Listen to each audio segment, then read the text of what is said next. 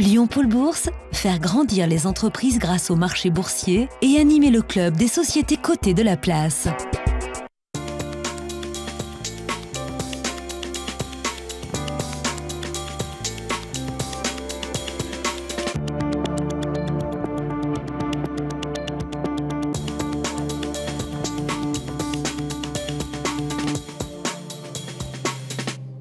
Bonjour et merci d'être fidèle à Bourse et Valeurs pour tout savoir de l'actualité des entreprises régionales cotées en bourse sur TLM. À suivre cette semaine, Adocia, la biotech lyonnaise spécialisée dans l'insuline et les traitements innovants contre le diabète, qui vient de signer une alliance stratégique avec le chinois Tonghua Dongbao, avec à la clé 50 millions de dollars de paiement immédiat en bourse à 19,32 €.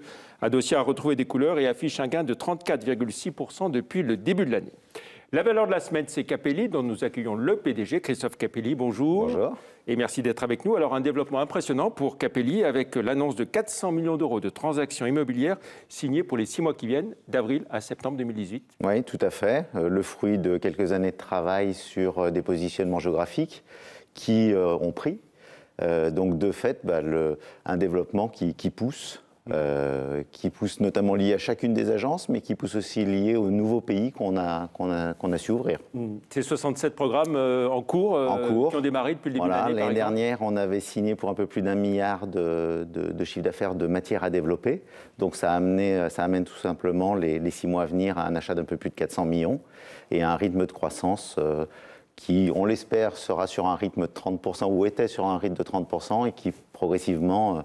espérons, passera vers 50%. Voilà, Capelli siège à Lyon, historiquement, né à Lyon, mais des développements en Suisse, au Luxembourg, bientôt l'Allemagne aussi. Alors, l'Île-de-France, très présent aussi. Lille, où nous avons ouvert notre programme qui a été conçu par Jean-Michel Wilmotte, de plus de 500 logements, et qui marche extrêmement bien, puisqu'on a réservé un peu plus de 300 logements sur les 500.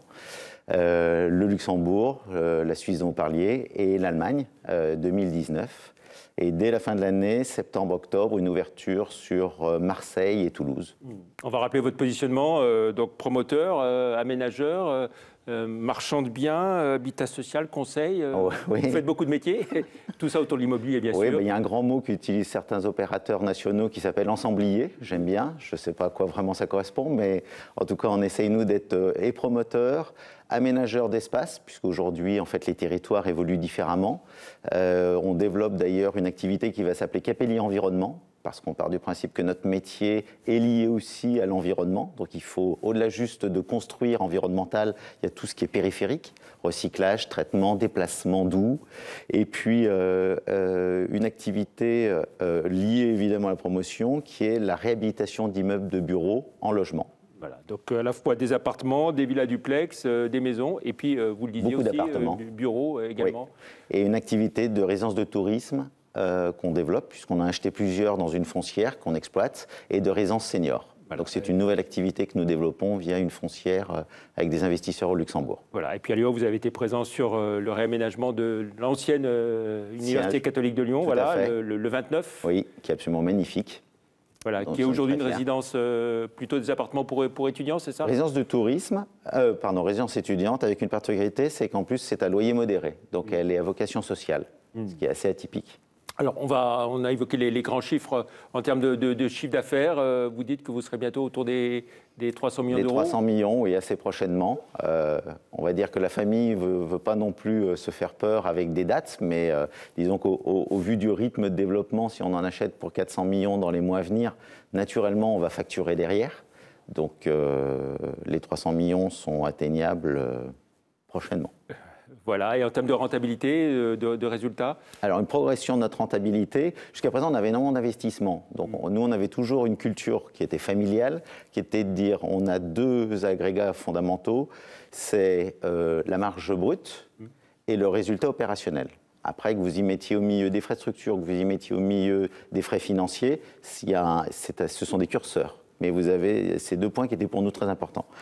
Aujourd'hui, ou en tout cas l'année dernière, on était arrivé déjà à avoir un résultat opérationnel qui était près de 10%, une marge brute qu'on maintient autour de 22%, et c'est notre challenge. C'est-à-dire, on n'obère pas la marge au profit du chiffre d'affaires. Les deux doivent évoluer de manière graduelle, sachant que comme toute entreprise qui croît, à un moment donné, vous avez un effet où votre chiffre d'affaires est supérieur à vos coûts. Donc, c'est ce qu'on commence à connaître. Est-ce que vous avez une inquiétude par rapport aux primo-accédants avec les restrictions sur le prêt à taux zéro et puis restrictions sur l'APL accession également?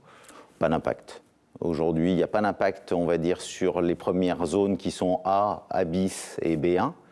Là où je pense qu'il y aura beaucoup plus d'effet sur le PTZ, c'est sur la zone B2 et C, où nous avons décidé de ne plus travailler.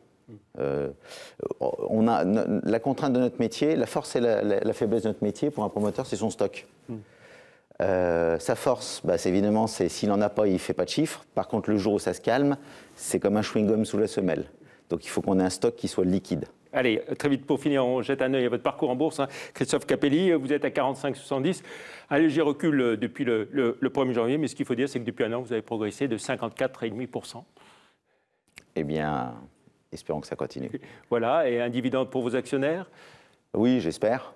Sachant qu'une partie de la famille est actionnaire, donc nos parents sauront nous le rappeler. Très bien. Merci beaucoup, Christophe Capelli, d'être venu dans Bourse et Valeurs. On se retrouve le week-end prochain pour une autre émission. Merci, au revoir. Merci.